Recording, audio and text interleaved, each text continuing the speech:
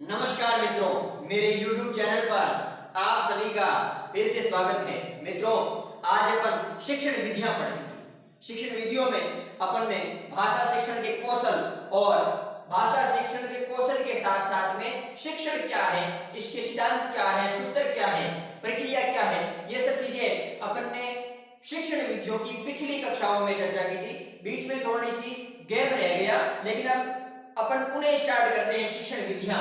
तो मित्रों, शिक्षण विधियां किसे कहते हैं? शिक्षण विधियां जिन टेक्निक्स के द्वारा,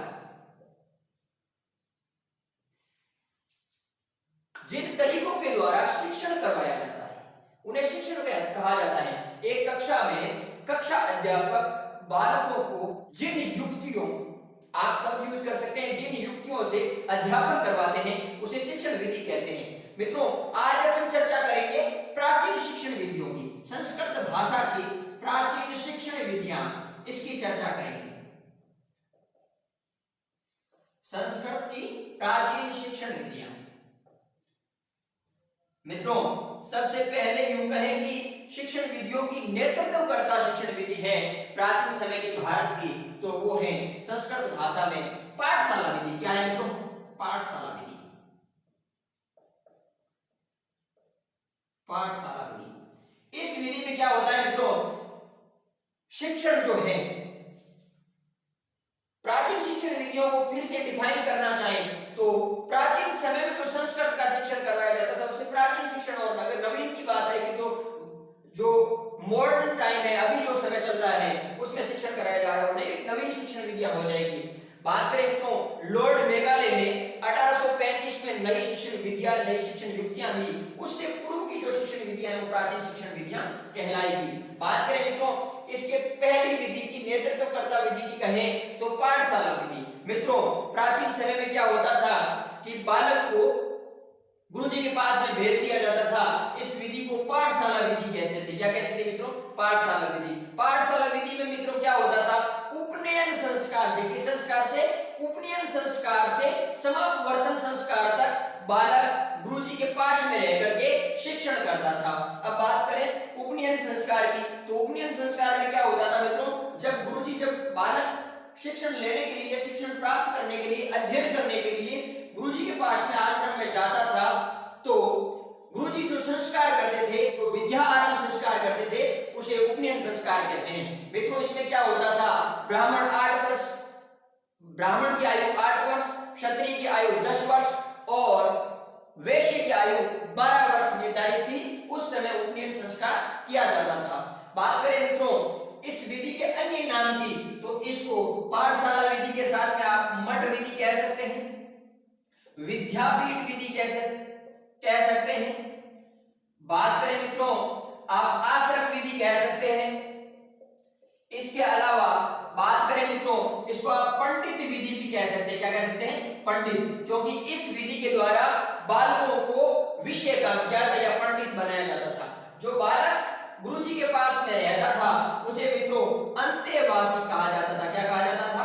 अंतेवासी कहा जाता था। इसकी मित्रों बात करें शिक्षण प्रक्रिया की, तो इसमें सबसे पहले बालक को शब्द रूप, धातु रूप यानी शब्दों पे जोर दिया जाता था। उसके बाद में धीरे धीरे बालक को शब्दों के बाद में वाक्यों पर जोर दिया जाता था। फिर व्याकरण शिक्षण, फिर वेद वेदांत, इस तरह से चलता था। बात करें मित्रों इसमें सबसे ज्यादा उच्चारण और कंठस्थीकरण पर बल दिया जाता था। उच्चारण और कंठस्थीकरण पर बल दिया जाता था। ये है पाठशाला विधि। अब इसकी कुछ उप विधियां हैं 5 साल, उसकी भी चर्चा कर लेते हैं। सबसे पहले मित्रों बात करें तो मौखिक विधि। कौन सी विधि? मौखिक विधि। जैसा कि शब्द से ही पता चल रहा है कि इसमें शिक्षण जो है मौखिक रूप से होता था। बात करें मित्रों 17वीं शताब्दी तक भारत में विद्यालयों में, मठ में, पाठशाला में, आपके विद्यापीठ में या आश्रम में मौखिक रूप से शिक्षण करवाया जाता था। इसमें भी सबसे ज्यादा उच्चारण पर, इसके अलावा श्रवण पर, इसके अलावा मनन पर जोर दिया जाता था। मित्रों बात करें अगर विद्यार्थी की व्यक्तिगत समस्या हो जाती थी, उस समस्या को दूर किया जाता था, इसलिए इसे व्यक्तिगत विधि भी कहा जाता है, इंडिविजुअल विधि भी कहा जाता है। इसके माध्यम से बालक की मौखिक अभिव्यक्ति का कौशल जो है वो सुदृढ़ हो जाता था। इस तरह की ये कुछ मौखिक विधि थी। अगली विधि की बात करें मित्रों तो आपकी विधि है पारायण विधि। कौन सी है मित्रों? पारायण विधि। इसमें क्या होता था, वैदिक मंत्रों को शेष स्वर उच्चारण करते थे, उसे पारायण कहते थे, और जो पारायण पाठ करता था उसे पारायणिक कहते थे मित्रों। क्या कहते थे? पारायणिक। उसे पारायणिक कहा जाता था। इसमें क्या होता था मित्रों कि बालक की गलतियों को नोट किया जाता था, या सरलता और कठिनता देखी जाती थी कि अगर सरल चैप्टर है तो उसको 3 बार 2 बार पढ़ाया जाता था, और अगर कठिन चैप्टर है तो उसको 5 बार 7 बार 9 बार इस तरह से अध्ययन करवाया जाता था। इसके अलावा बालकों की गलतियों को रिकॉर्ड करके इसमें अध्ययन करवाया जाता था कि उस बालक ने कितनी गलती की, एक नहीं, 2 गलती की तो 2 नहीं, 3 गलती की तो 3 नहीं। इस तरह से इसमें शिक्षण चलता था। मित्रों अगली शिक्षण विधि की बात करें पारायण विधि के बाद में तो आपकी वाद विवाद विधि, पाठशाला विधि का ही रूप है। और अपन चर्चा कर रहे हैं आज प्राचीन शिक्षण विधियों की, और प्राचीन शिक्षण विधियों में आपकी अगली जो तीसरी है वो है वाद विवाद विधि। इसमें क्या होता था मित्रों, प्राचीन शिक्षण में बालकों को गुरुजी एक जगह बिठा देते थे नीम के पेड़ के नीचे आश्रम में, और बालकों से वाद विवाद करवाया जाता था। अब वाद विवाद में सबसे ज्यादा विकास होता था वो तर्क का होता था। किसका होता था मित्रों? तर्क का होता था। और सोचने की जो क्षमता है, मनन क्षमता है, उसका विकास होता था मित्रों, क्योंकि बालक मनन के बाद में ही उत्तर देता था, वाद विवाद करता था। अच्छा, इसमें जो मित्रों विजय हो जाता था, विजय पताका पहना देता था, उस विद्यार्थी को ज्ञाता पंडित कहा जाता था। क्या कहा जाता था? विषय का ज्ञाता, पंडित, विषय वेता, इस तरह के कुछ शब्द उसको दिए जाते थे। ये थी वाद विवाद विधि। इसमें भी मित्रों सबसे ज्यादा जो आपके हैं वो संवाद पे बल दिया जाता था। किस पे बल दिया जाता था? संवाद पे और शास्त्रार्थ पे बल दिया जाता था। इस तरह की ये कुछ शिक्षण विधि थी, वाद विवाद विधि। अब अगली शिक्षण विधि की बात करें मित्रों वो है आपकी सूत्र विधि। प्राचीन समय में संस्कृत की बहुत सहज हुई विधि, यूं कह सकते हो आप कि एकाधिकार रखने वाली विधि, क्योंकि इसके माध्यम से बहुत सारे ज्ञान को, बहुत बड़े ग्रंथों को छोटे रूप में कर दिया जाता था। यानी कि बहुत लंबे चैप्टर्स, चौड़े चैप्टर्स को एक सूत्र में पिरो दिया जाता था। जैसे अपन बात करें उच्चारण स्थान में ये अकु विसर्जयाना कंठ है, इसमें ए केवरक ह विसर्ग इस तरह के ये सब कुछ आ रहे हैं, लेकिन इसके लिए शब्द सिर्फ इतना ही है, अकु विसर्जयाना कंठ है। यानी कि इनका जो उच्चारण स्थान है कंठ है, एक सिर्फ सूत्र से इसमें हो जाता था। इसमें जो सूत्रों को के माध्यम से तैयार किया जाता था। और बात करें भाषी विधि के द्वारा इन सूत्रों को सरल किया जाता था, भाषी विधि या टीका विधि भी कहते हैं मित्रों से। इस तरह से सूत्र विधि चलती थी।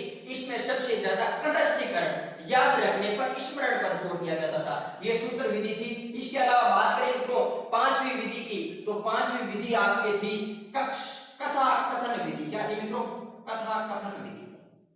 कथा कथन विधि में क्या होता था मित्रों, गुरुजी पढ़ाते थे, कोई भी चैप्टर संस्कृत का पढ़ा रहे हैं, वेद पढ़ा रहे हैं, या फिर कुछ भी पढ़ा रहे हैं, महाभारत कुछ भी पढ़ा रहे हो गुरुजी, उसके बीच में क्या करते थे, हितोपदेश, व्याकरण पढ़ा रहे हो, कुछ भी पढ़ा रहे हो, अध्ययन करवा रहे हो, अध्यापन करवा रहे हो, उनके बीच में वो हितोपदेश पंचतंत्र से कुछ कहानियां, कथाएं बीच में डाल देते थे, जिससे शिक्षण सरस हो जाता था, रुचिपूर्ण हो जाता था, आनंद आ जाता था बालकों को। इस तरह से ये अधिगम सहज व सरल हो जाता था कथा कथन। इससे बालक क्या है, वो अधिगम के में मित्रों स्थायी तो आ जाता था। क्या आ जाता था? अधिगम स्थायी हो जाता था। क्या हो जाता था? स्थायी हो जाता था। इस तरह से आपकी कथा कथन विधि चलती थी मित्रों। अब बात करें अगली विधि की, तो इसमें मित्रों अपने कक्षा नायक विधि। कौन सी विधि मित्रों? कक्षा नायक विधि। इसमें मित्रों क्या करते थे गुरुजी, क्योंकि बालक ज्यादा होते थे, गुरुजी अकेले संभाल रहे होते थे सारे बच्चों को, क्योंकि कभी दूसरी क्लास के अटेंड लेनी हो, कभी इनको लेने हो, ये जो सीन रहता था। नायक, विद्यार्थी को एक नायक की भूमिका, वर्तमान में भी नायक की भूमिका प्रदान की जाती है शिक्षक दिवस वगैरह के मौके पर। तो विद्यार्थी को कक्षा का नायक बना दिया जाता था। विद्यार्थी गुरुजी का क्या हो जाता था? सहायक रूप ले लेता था, असिस्टेंट हो जाता मित्रों।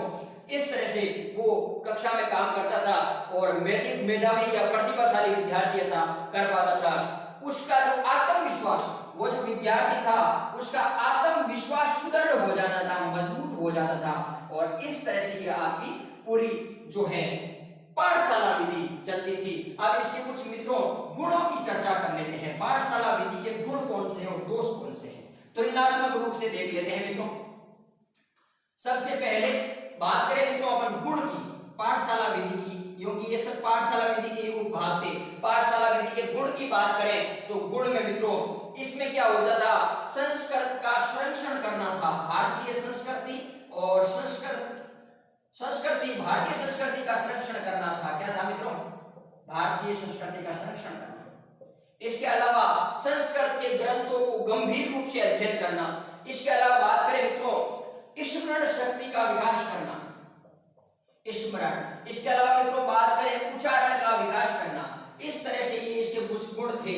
अब बात करें मित्रों उच्चारण के अलावा इसमें बालक को आत्म संयम भी सिखाया जाता था। आत्म संयम, इसमें गुरु शिष्य का जो संबंध था वो बहुत शानदार संबंध था। गुरु शिष्य परंपरा बहुत ही सुदृढ़ थी मित्रों।